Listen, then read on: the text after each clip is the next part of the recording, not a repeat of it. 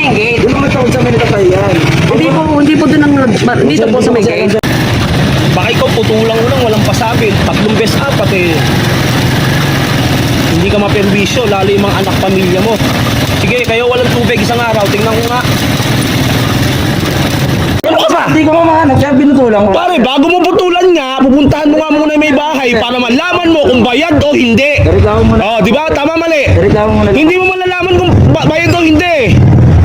Kasi nagmamadali ka, trabaho nyo, magkakaroon kayo pag marami kayo naputulan. Ayos. Hindi, teka lang sir. Sila nasa baba lang. Bukas yung gate. Bukas nga yung gate. Doon naman sa may nakapayan. Hindi po doon ang, dito po sa may gate. Sir, kung alam ko, tatawag talaga. Pinagbibilitan mo na hindi mo alam, maghahanap ka nga. Pare, yung gate namin, Baron Family. Sa sunod pare ko, para walang question, bago ka magputol sa mga magtatanong ka rin sa may bahay. Yun na naman po ang pinupunto namin eh. Tatawag talaga. Tatanong mo kanila. Hindi kasi pare, kung nagtawag ka, kung sinabi yung baron, hindi nga ganito nga sir. Sa patayan, sino pinagtanongan sa patayan? Mga ka-PM mo, tingnan nyo, may Baron Family, di ba? Ngayon, ito lang ang metro namin, mga ka-PM. Kaya napakalapit lang, oh. Di ba? Napakalapit lang ng metro namin sa bahay namin. Ayun, bahay na namin. Oh. Di ba? Isang agwatan lang siya at tapos, ang sabi niya, dito raw siya nagtanong. Tinanong ko yung mga tao, wala namang nagtatanong sa kanila. Ibig sabihin, trabaho niya na talaga, hindi nagtatanong sa mga bahay-bahay nang mapuputulan niya. So, sablay talaga siya. O ngayon, boy putol. Yun, nagka-idea ka na. Dahil nagka-encounter tayong dalawa. Huwag ganun. Kasi kahit sa'yo ko gawin yun, ganun din ang gagawin mo. Nakakailan na kayo. Kahit akong taga-putol ng Maynila, trabaho ko yung ganun. Iisipin mo yung kalagayan ng tao. Hindi yung isipin mo na yung trabaho mo, pansarili mo. Magtrabaho ko ng matino para wala kang makasagot ng tao.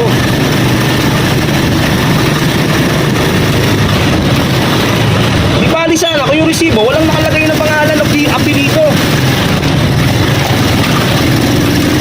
House number lang or something. Yung Lazada nga eh. Shopee, Lazada nga eh. Trabaho nilang hanapin dahil yung sa mga order. Ganun, iisa lang rin yan. Job order nyo. Nung nangyari sa inyo. Hahanapin nyo yung tao para may hatid nyo yung serbisyo nyong maayos.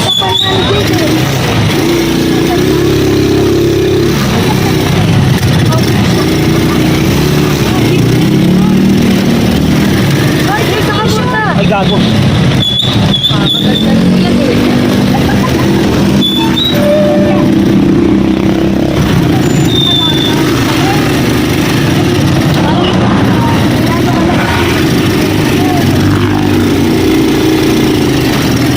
Mangangatwiran ka ba? Na hinanap mo. Eh, nag-imbestiga ako, di huli ka.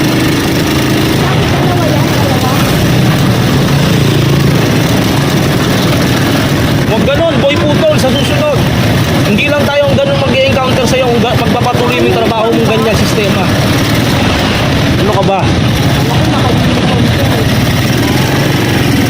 Kahit sa'yo ko gawin yan eh. Baka ikaw putulan ko nang walang pasabi eh. Tingnan ko kung hindi ka magalit. Tingnan ko kung hindi ka mapuno. 3 beses ka na namumutol, pangatlo ngayon.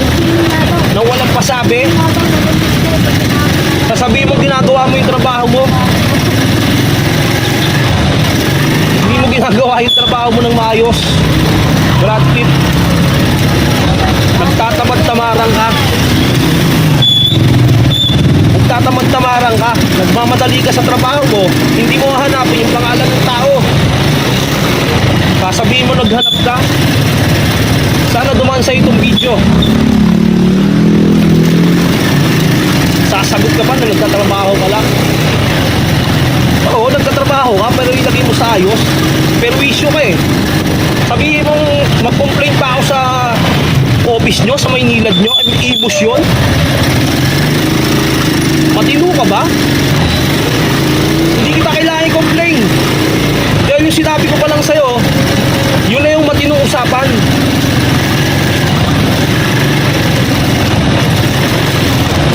Hindi ko galing mag-complain, aktualan ako. Kung sa usapan naman eh, mapaparating yung nais ko.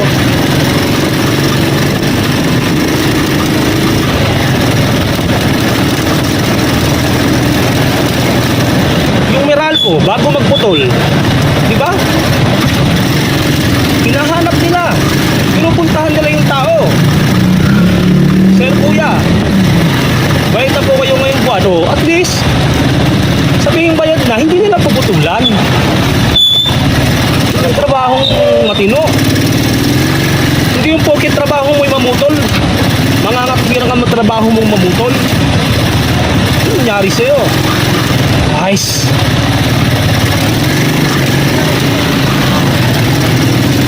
Trabaho mo ang mamutol, pero may dos and don't yan. Baka hindi ka nag-seminar, Brad Pitt.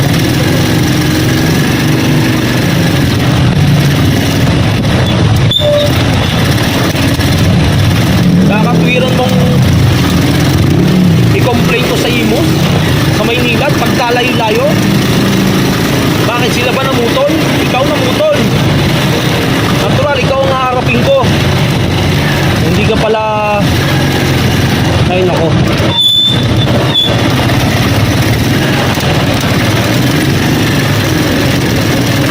Magiging sumahod kayo sa trabaho nyo nung walang asunto o problema. Hindi yun, trabaho kayo ng trabaho, sahod kayo ng sahod. Tapos may mga ganyang sitwasyon nangyayari, hindi nyo iniisip yung mga consumer. Sige, saan banda kayo tama?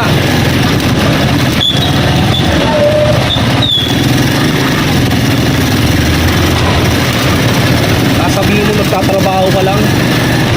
Baka ikaw putulang mo lang, walang pasabi. 3 beses apat eh. Hindi ka maperbisyo, lalo yung mga anak pamilya mo. Sige, kayo walang tubig isang araw, tingnan ko nga.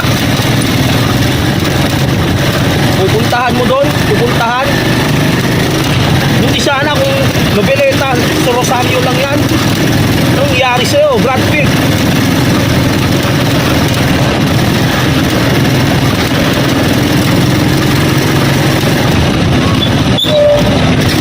Sana dumaan sa itong video ko nang maliwanagan yung sarado mong kokote.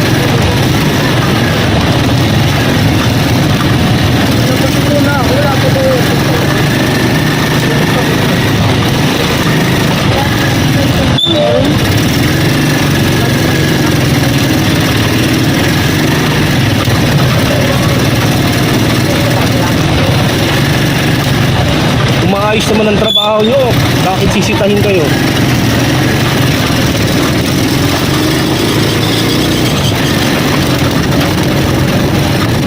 Kung wala namang bayad talaga, bakit sisitahin kayo?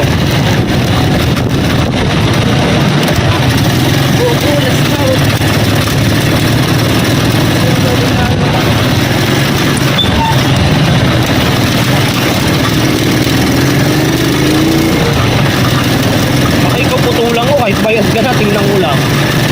Sige nga. Namutol ka na nung una, inulit mo na naman. O ngayon, na-encounter kita, nahanap kita. Kasi pinaka-pinto dyan na lang sa gilid. Ayaw ko na pumasok. O si Ichay oh. Hindi, nasa loob yun. Si? Nasa loob siya. Nasa loob na? Tawagin ko pa? Tawagin. Sir? Kala ko tawagin ko sir, para sa'yo sir eh. Hindi lang, sir. Hindi lang. Si Kaori yun. Ang ingay, putang ina.